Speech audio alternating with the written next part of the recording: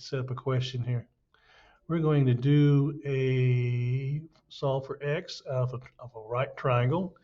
All right, here we got a right triangle, and one angle is 2x plus 5 degrees, and the other one is 6x plus 5 degrees. And we're just asked to find out what x is, okay?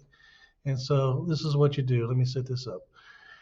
You make 2x plus 5, combine that with 6x plus 5. Let me put the 5 there.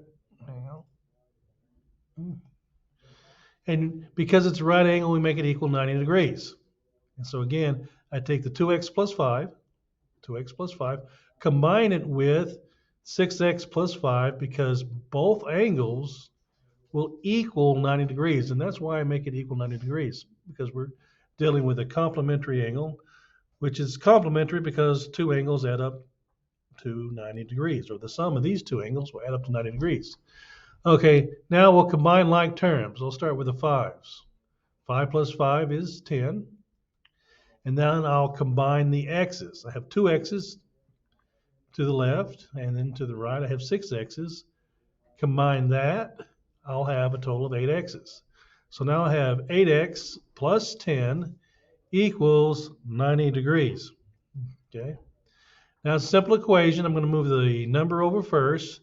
Anytime I jump over the equal sign, I have to do the opposite operational sign. The 10 has an operational sign of a positive, so we'll make it a negative. In other words, I'm going to subtract 10 from both sides of the equation.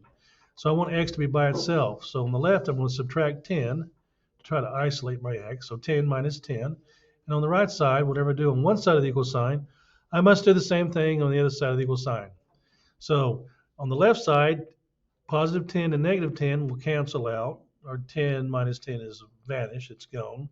On the right side, 90 minus 10 is 80. And so that leaves me with 8x equals 80. Last step, I'll divide by the coefficient of x. Coefficient is the number in front of x, which I have an 8.